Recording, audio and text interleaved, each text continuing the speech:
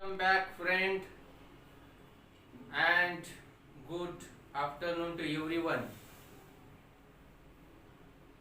Today we discuss about the topic which we talk about the figure of speech. Figure of speech.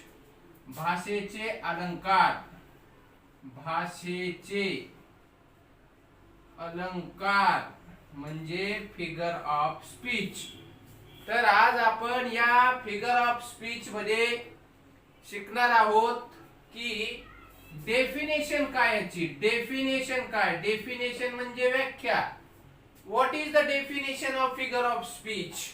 Figure of speech is also called decoration of language. Decoration of language. मग लँग्वेजला decorate करायचं. Decorate म्हणजे सजवणे. To put or to employ or to put on the many jewelleries like us. that is figure of speech is the decoration of the language.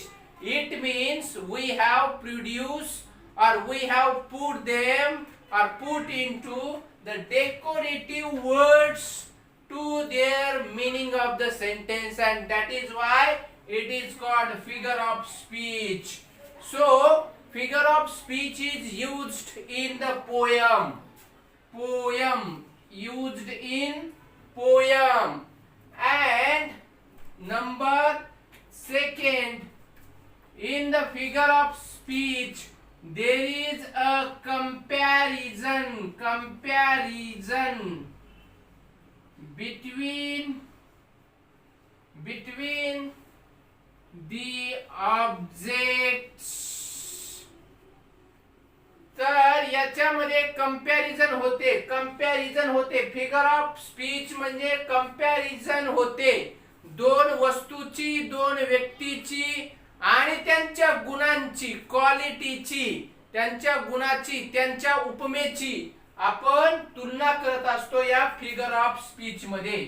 म्हणून figure of speech मध्ये लक्षात ठेवायचं की in the figure of speech, figure of speech is used for to decorate the language. एक दूसरा part, it is used in the poetical line or in the poems line. Third one, comparison. In the figure of speech there is a comparison between the two objects or more than two. मग दोन व्यक्तीची तुलना असते. मग याच्यानंतर आपण figure of speech मध्ये आज काही दोन फिगर ऑफ स्पीच हे शिकणार आहोत. त्याच्यातला पहिला फिगर ऑफ स्पीच आहे सिमिली. पहिला फिगर ऑफ स्पीच आपल्याला शिकायचा आहे simile. It is used for the comparison of object with the another. So we have identified these simile using as and like words. These are the two words we have to remember. हे दोन शब्द ज्या वेळेस एखाद्या कवितेच्या line मध्ये आपल्याला मिळतात त्यावेळेस हा सिमिली होतो. उदाहरणार्थ जर आपल्याला बघायचं असेल एक्झाम्पल, तर he fought, F-A-U-G-H-T, he fought like a lion. So here we have compared these two with this. या लाईक मुळे, लाईक असल्यामुळे ही कोणतं फिगर ऑफ स्पीच आहे. सिमिली. लाईक आलेला आहे म्हणून सिमिली फिगर ऑफ स्पीच आहे. आणि ही तुलना म्हणजे तो कसा लढला, तो वाघासारखा लढला. मग इथं सारखाच्या सारखा या अर्थाने लाईक ॲज हे शब्द येतात. मग he fought like a lion म्हणजे याची तुलना सिंहाशी केलेली आहे, म्हणजे ही तुलना आहे. अ लॉयन ही तुलना आहे. मग हीची तुलना, त्याची तुलना एका सिंहासोबत केलेली आहे. तो सिंहासारखा लढला. ही फाउट लाईक अ लॉयन. तर दुसरं एक उदाहरण आपण बघू, म्हणजे आपल्याला व्यवस्थित हे फिगर ऑफ स्पीच समजेल. दुसरं आहे उदाहरण आपल्याला, दे fought like cats and dogs. या एक्झाम्पल मध्ये लाईक आलेले म्हणजे सिमिली. आपल्याला ओळखायला सांगतात परीक्षेत, एक वाक्याचे कवितेमध्ये ओळी देतात आणि कोणता फिगर ऑफ स्पीच आहे हे ओळखायला आपल्याला वेगवेगळ्या 12वी असेल, 10वी असेल, इतर लोकसेवा असेल, बँकिंगच्या परीक्षा असतील, या परीक्षेमध्ये ग्रामसेवक असेल, या परीक्षेमध्ये ओळखायला सांगतात. मग लाईक आलं की हे सिमिली फिगर ऑफ स्पीच आहे, हे ओळखून घ्यायचं. मग they fought like cats and dog.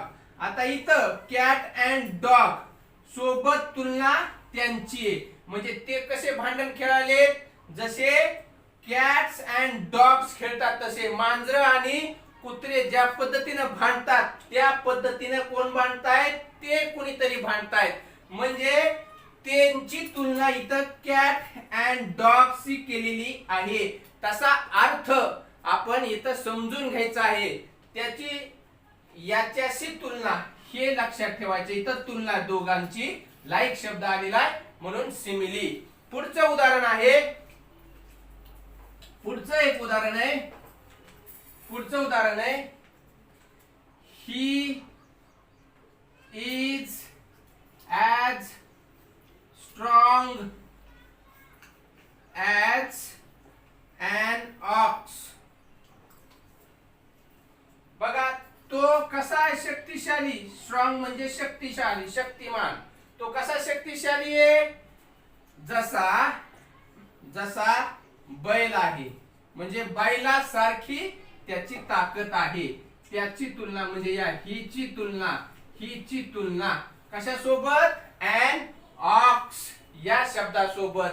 कशाची तुलना, हीची तुलना कोणाबरोबर आहे, an ox बरोबर आहे. आणि as हे शब्द आलेले आहेत म्हणून हे सिमिली फिगर ऑफ स्पीच. पुढचं उदाहरण आहे, पुढचं एक उदाहरण आहे ते एक पाहू. पुढचं उदाहरण आहे सी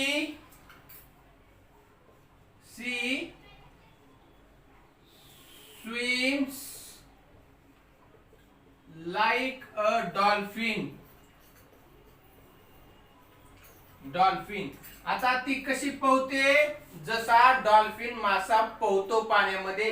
म्हणजे तिची तुलना, ती म्हणजे कुणीतरी, तिची तुलना कुणासोबत, या डॉल्फिन सोबत केलेली आहे. म्हणजे याची तुलना याच्या सोबत कोणत्या शब्दानं, या लाईक या शब्दानं. कोणता अलंकार, सिमिली अलंकार. अशा पद्धतीने आपल्याला सिमिली फिगर ऑफ स्पीच आपल्याला या ठिकाणी ओळखता येतो. आता पुढचा फिगर ऑफ स्पीच आहे तो त्याच्या पुढचा आहे, तो आहे मेटॅफर.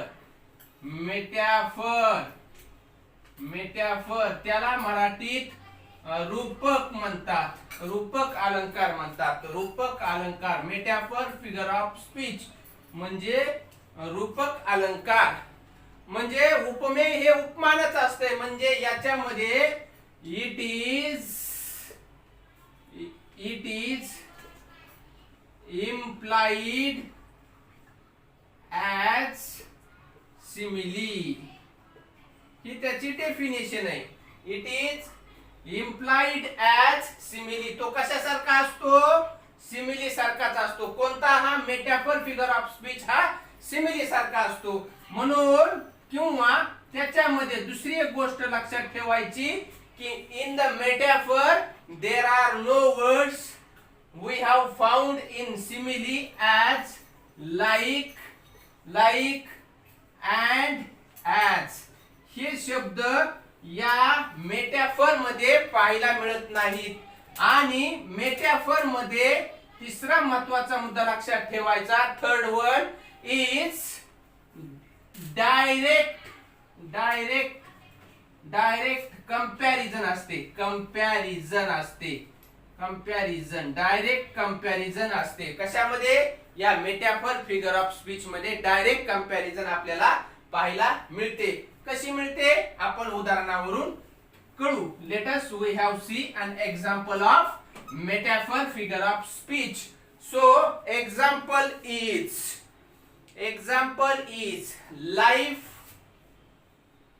life is a stage. In this sentence life is directly compared to stage.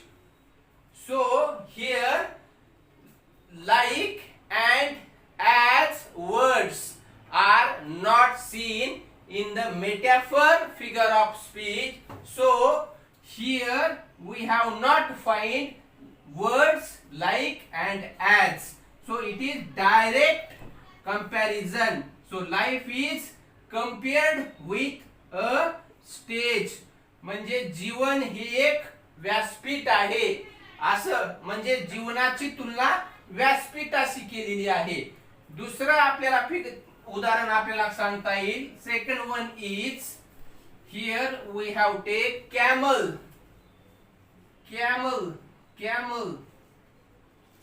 Is the sheep of desert. So camel is directly compared with sheep of desert. So sheep of desert, camel is. मग इथं लक्षात द्या की like किंवा as यासारखे या ह्याच्यामध्ये metaphor मध्ये शब्द नसतात, म्हणून कॅमल ची तुलना sheep of desert. म्हणजे कॅमल उंट हे वाळवंटातलं जहाज आहे अशा पद्धतीने आपण याची तुलना करतो, म्हणजे डायरेक्ट तुलना असते. याच्या नंतरचं वाक्य आपण घेऊ आणि नंतर आपल्याला अजून लक्षात येईल. बघा वाक्य असं आहे. Laughter LAUGHTER, laughter is the music of life. Laughter म्हणजे हसणे. हसण्याची तुलना म्युझिकशी केलेली आहे. म्हणजे हसणे आणि म्युझिक याची एकमेकाशी, म्हणजे हसण्याची तुलना डायरेक्टली म्युझिक. फक्त याच्यात काय फरक आहे? ॲज आणि लाईक असे शब्द याच्यामध्ये नाहीत. मग अशा पद्धतीने आपण मेटाफर वर्सेस त्याचं जर आपण विरोधाभास जर कंपॅरिझन करायची ठरवली तर मेटाफर आणि सिमिली हे अलंकार दोन्हीही आपल्याला निश्चित समजले असतील अशी मला आशा आहे. So we will meet to the another next video. Thank you for watching.